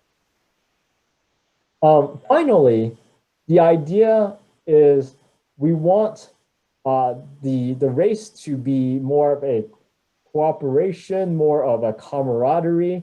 And so instead of having attire that is sort of different viewpoints or political candidates or philosophy or things like that, we just say, hey, wear things that represent your school pride, your community, things that won't bring forth any type of sort of dissension or issues. We just want to all be together as engineers and scientists and just enjoying our camaraderie together. Okay, at this point, I'll spend a little bit of time talking about the race at the Texas Motor Speedway, the nature of it, and then we have more details about what the race looks like in a future webinar. For the race at the Texas Motor Speedway, we already talked about the qualifier and that any car that's qualified to race from scrutineering gets to race on day one, and then the teams, the top 25 approximate teams, will continue on to days 2 through 4. The racing hours, so for the classic division and the cars that are based on the classic division rules, you can race 9 to 12, 2 to 5. And so there is essentially a break, 2-hour break in between for teams to get lunch, for teams to maintain their car, and so on. And then for advanced division cars and now cruiser division cars, you have a full 9 to 5 day, other than the fact that you have to take a 30-minute break sometime during that day. And what's neat about that is as the classic division cars get off the track, you'll see advanced division cars speed up and really get more of an open track that you get to use. You get credit for the laps completed, so you don't get partial laps completed in a lot of time. And then teams are released in a staggered start. So at the beginning of each day or the beginning of each session for the classic division cars, we all line up and we release cars 1 minute at a time. And the idea of that is that we don't do this, massive start and then we have this big sort of shuffling of cars as they go along down the track. We just give some space so that teams can maneuver around one another. Teams will be allocated a garage area to work on their cars, a pit slot to observe the car while running, and then you can use a driver change area that we've allocated for simple maintenance tasks such as changing your driver, providing water for the driver, changing the radio supplemental batteries, and so on. You have essentially 2 minutes to be in that driver change area before you have to move on. If you have a little bit more maintenance to do, we suggest that you actually bring it off the track, maintain it, and then restart. So just as a glimpse of what this looks like, this essentially is our configuration where we have a garage area that you'll be assigned slots, sort of 1 slot per team. You'll have an area for the charging stations if you're an electric solar division car. And then essentially, in addition to your garage, you'll have a set of pit slots up at the top, 1 assigned to each team. And then you can observe your car as it goes along. There is also a space for spotters up at the top of the track, and we suggest that if you're team is large enough to accommodate it, that you do provide a spotter to help your driver know when cars are passing and whether or not it's safe to do so. So that's just a brief overview of what the race at the Texas Motor Speedway looks like. And so I'll open it up and see, are there any questions with regard to this presentation? I don't see any.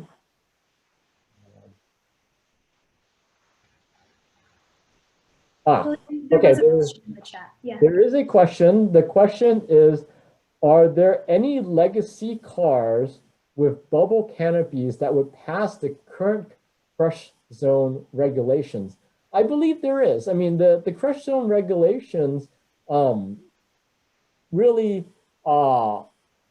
says that you would have space on the outside, and then you would have sort of a solid structure on the inside. A unibody design does allow for that, where you have structural pieces right near the driver, and then the composite material, and I think that's what you're referring to, does allow for that material to take an impact and crush in. And so I believe that composite style materials would support that. It's really all about not the body design, but whether or not you have a structural frame to the inside and then some outer pieces.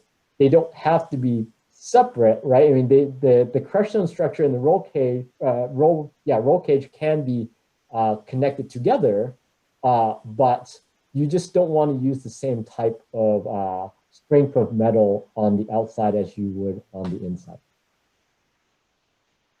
Are there any other questions that are out there? Sorry. With regard to the head protection from the side, certainly the question was whether or not the crush zone regulations with regard to head protection from the side would accommodate canopies. And I think that's also allowable in terms of, so long as you've got some structure around you that's sort of to the side, and you have some structure next to you before you get to the canopy, I think that would still be allowed. Are there any further questions on this? William, it's always good for people to send pictures and ask questions so that we can know exactly what they're talking about. Yes. Okay. And if you have further questions, feel free and send them in to Dr. Marks, and we can make sure that those get addressed.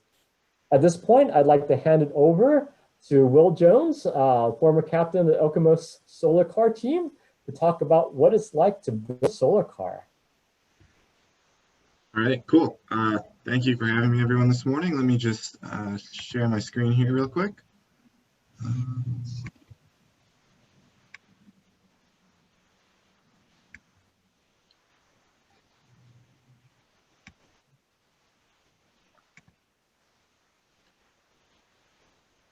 All right, cool. So Dr. Marks asked me here today, I think kind of to just tell the story of what it was like to actually go from this dream to build a solar car and race at the Texas Motor Speedway and actually complete upon it.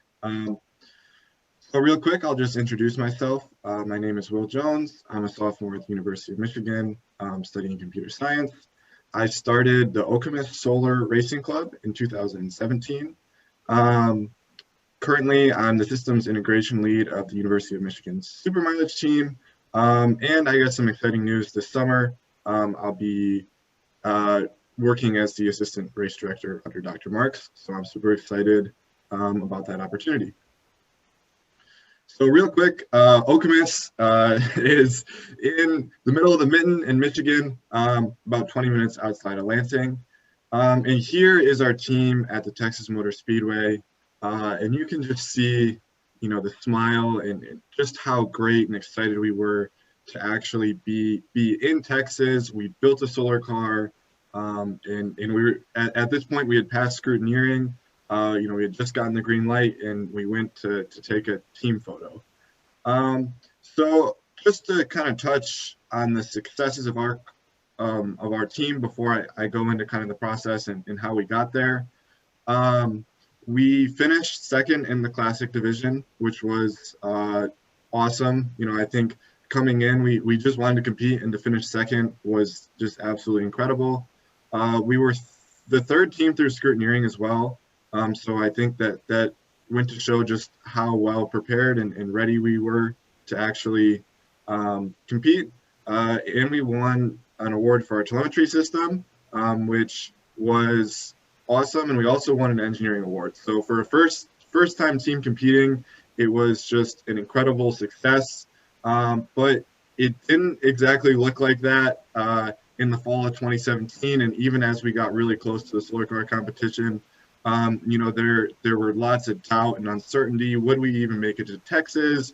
Would our car run? And it all ended up for the better. All right. So the first step in actually starting the team, I think, is a little less exciting. Solar cars they're expensive. They're really, there's no simple way around that. And the Solar Car Challenge does an excellent job with the Classic division, trying to cut those costs as much as possible. But at the end of the day,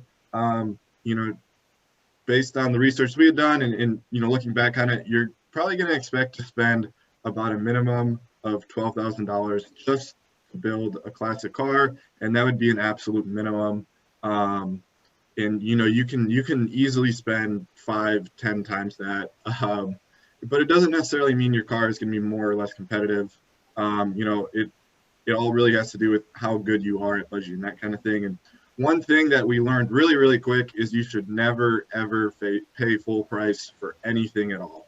There is always someone who wants to have their logo on your car, or who's willing to give you a discount. All schools should be tax exempt as well. So that's in the state of Michigan, a 6% discount right off the bat, which, on $12,000 adds up pretty quickly. The one thing too, with fundraising, I think it also really helps to show, who are the committed members on the team. It looks like I double clicked on my tab here. So the first step, was actually finding the Solar Car Challenge. And then the first challenge that I kind of came into, and I think, there might be some team captains here or advisors who are in another role looking for team members, to actually get an advisor to help you and bring you along in this process it's a big commitment for anyone, especially if it's an unpaid position like it was with our team. They're going to be spending a lot of time. There's a lot of risks involved too with these cars. You're dealing with power tools and home built race cars. So you really need to find the right person. And then after that, we began recruiting team members. And I think the thing you'll quickly learn is there's a difference between having 30 people on your team and having, who aren't super dedicated, or say 10 or 5 or 6 people who are really dedicated. And that, in my experience, was a lot better. And people who really care and are interested and show up to every single event. And that's how the team really progresses forward. So I lucked out when I started our team. We had a workshop in our school, and I talked with the engineering teacher who ran the workshop, and I said, here's what I want to do. And he was kind of like, okay, there wasn't any support. The school wasn't going to give us any money, but they said, okay, you can try and do this. Whatever happens.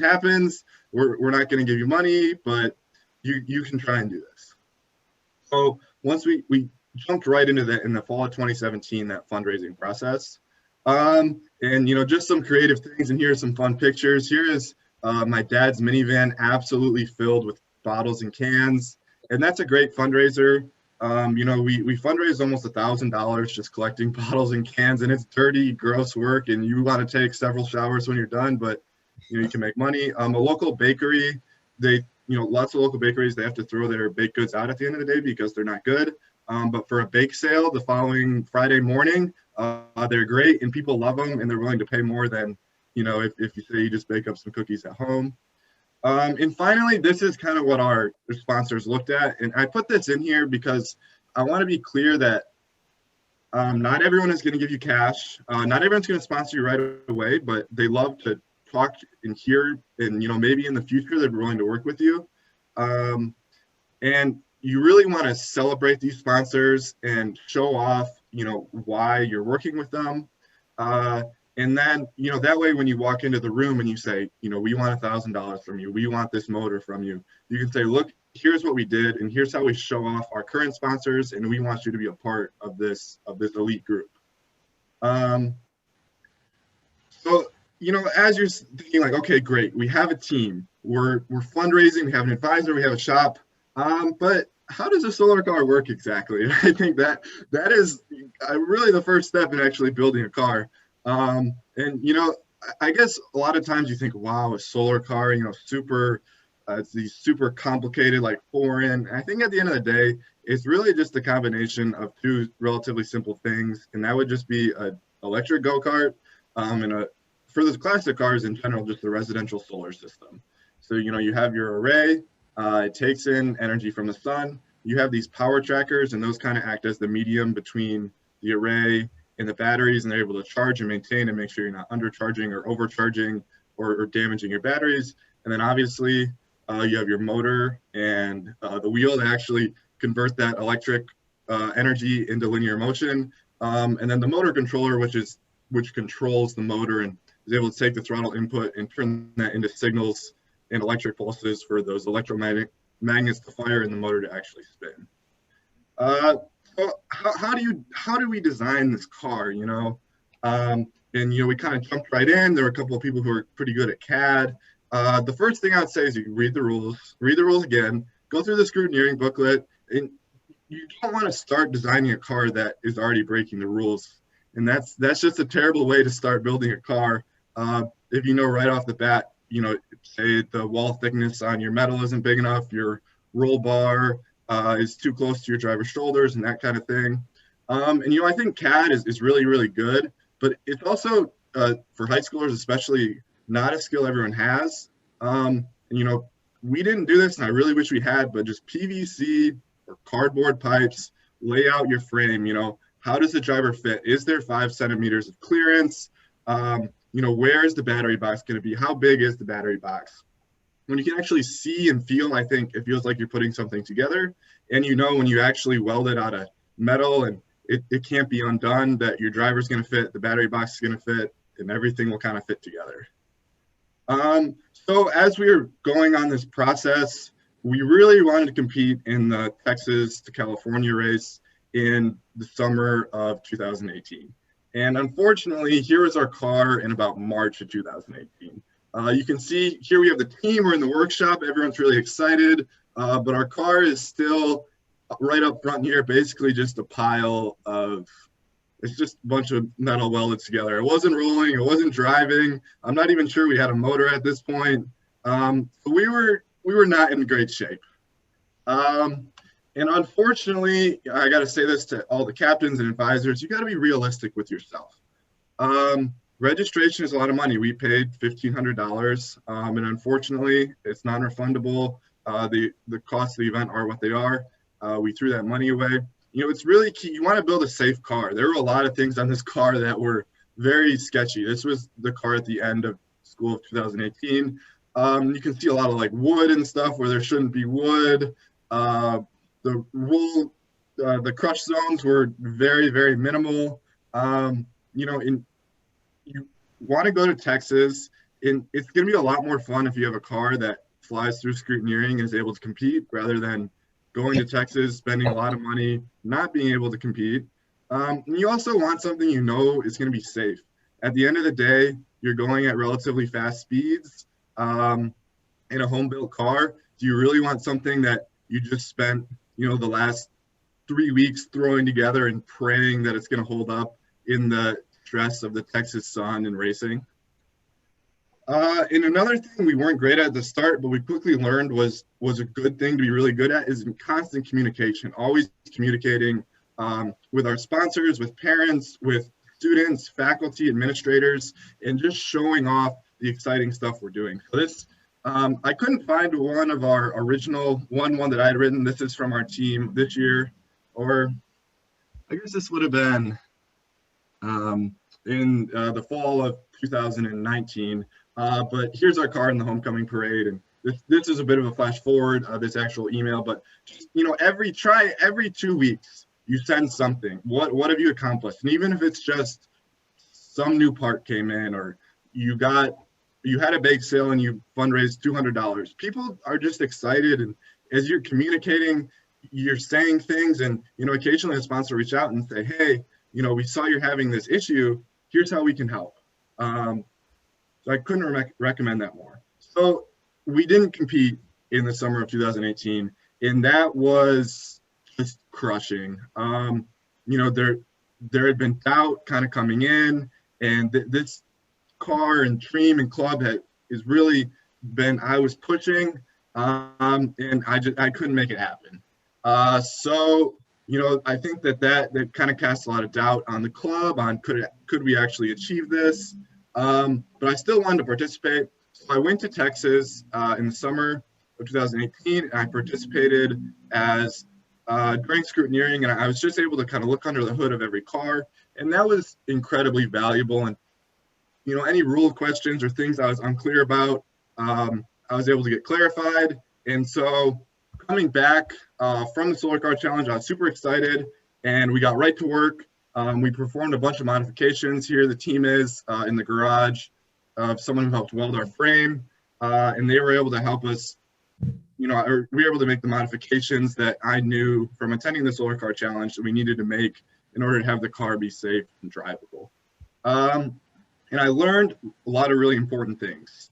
So scrutineering is hard. People don't pass. It's really stressful, and you don't want to be on the bad side of it. So go through the scrutineering check sheet. It's published on the Solar Car Challenge website for a reason, and go through it. Go through it every single time you're working on the car, and you're always looking at things. Are you missing a nylock nut on this bolt? Add it to a list of things that need to be completed. And also, scrutineering is hard, but there are really only 2 stations that should be hard. Which is electrical and mechanical. The rest of the dynamic driving and that kind of thing, you should know, you should practice, go through the scrutineering sheet, practice. You should know well ahead of time that your car is going to be able to pass the rest of the stations. So I guess this is kind of, and I'm sure if someone wants, you can take a screenshot of this or whatever, and how I kind of found the ideal organization as you're kind of putting your car together. And the bold would be kind of the first year, and the non-bold would be the second year. But the one thing I cannot stress enough, and the key to passing scrutineering and everything, is just putting miles on your car and testing.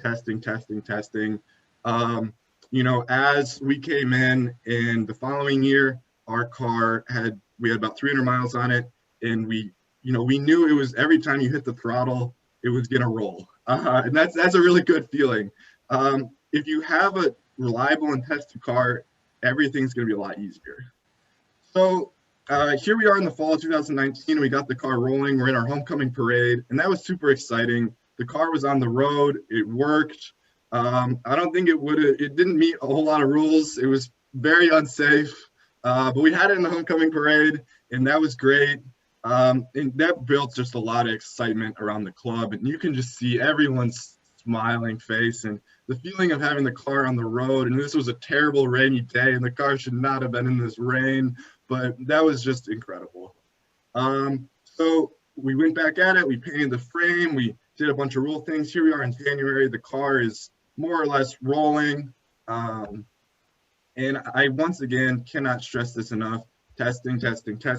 One of the coolest things we did, and I hope this video probably doesn't look great, but we were able to communicate with a local police academy, and they have about a mile test track. And we were able to go out there on a sunny June afternoon. We put about 100 miles on the car. And I think that was the kind of point when we recognized this car was going to be reliable, it was going to be able to compete.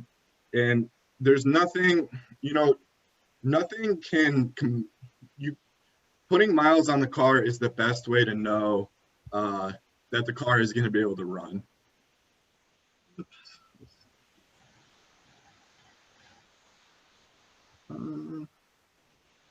Perfect. Okay, so here the car is just before we went to Texas. This was super exciting. And once again, I cannot stress enough, go through the scrutineering handbook, know the rules like the back of your hand. And we also did something too that was super beneficial. There's a local Detroit team who's also participates in the Solar Car Challenge, and we had their advisors come and just kind of go through our car. And they were able to point out a lot of things that I think, we kind of blinded ourselves to. But when you have a fresh set of eyes and they're looking at things from the angle of an outsider, able to see issues with your car and point them out, and we're able to fix those things before coming to Texas, rather than being in Texas with the stress and the time constraints of scrutineering itself. So to all the advisors, and when I spoke last year, I also included this picture. The picture is a little bit shameful, but you can see here's my dad's minivan, and here is the frame of our car hanging out back. And I think the advisor of the Okemos Solar Club was very hands-off, and he just kind of let us do our thing. And I think that it led to a lot of frustration. We had a lot of issues. We made a lot of mistakes. But at the end of the day, when we got to Texas, we knew our car better than just about any other team there. We knew if anything was wrong with it, we knew exactly how to fix it because we were the ones who designed it, we were the ones who built it, and we were the ones who installed it on the car. I think the kids kind of have to ask yourself, and the advisors too, who wants this and who's pushing this project forward. And at the end of the day, it needs to be the students who are actually the ones doing so. The final thing I want to stress here, and I absolutely cannot stress this enough. I ran cross country and track in high school, league champion a couple of times, region champion, a couple top 10 state finishes. I currently row at the University of Michigan. I was student body president, but there is absolutely nothing that comes close to the Solar Car Challenge. And that feeling, first when you just get to Texas and you see all the cars and you're looking out at the Texas Motor Speedway, and then your car actually gets on the track, and not only are you're in the competition, but you're competing as well. And just all the kindness from all the other teams and that camaraderie, and talking with the other teams who've had these same experiences from you across the country. Absolutely nothing can come close to the Solar Car Challenge. And for all the students in here, I know there's a million different time sucks that are getting it. There's plays and sports and clubs and everything. But kind of looking back on my high school career, if I could have only done one thing, it would have been solar cars. Solar cars are just incredibly cool. Nothing can beat the Solar Car Challenge, and so it's worth it. There are going to be a lot of hard days. There are going to be a lot of days when you're like, I don't want to do this, I don't like this. But that feeling when your car's rolling on the Texas Motor Speedway is just unbeatable. So I think I went over my time a little bit here. I apologize. If you have any technical questions, I'm more than happy to talk to you. Last year I wrote after the Solar Car Challenge like instructable or just kind of more detailed guide on the design decisions on our car, which I think could be a valuable resource for the starting teams. If you want to shoot me an email or shoot me a text or a phone call or whatever, I would love to talk with you. and I look forward to seeing everyone in Texas this summer. I'd like to add something at this point. Will, Mackenzie, you did a wonderful job. Thank you for representing the Solar Car Challenge so well. Means a great deal. If you do have questions, you can email me at marks@solarcarchallenge.org. I encourage you to send me information and photos about your team, your planning, your working together, so that I can help publicize your team on our media platforms and share your information with sources that may help you with future funding. So this helps both with our newsletter and helps you promote what you're doing. So congratulations to everyone for your good efforts. We look forward to seeing you at our next webinar where we talk about mechanical engineering and the tenacity necessary to stick with this. What Will was saying, some days you get tired and frustrated, but it's worth it. So thank you for joining us for our first webinar and look forward to seeing you in the future.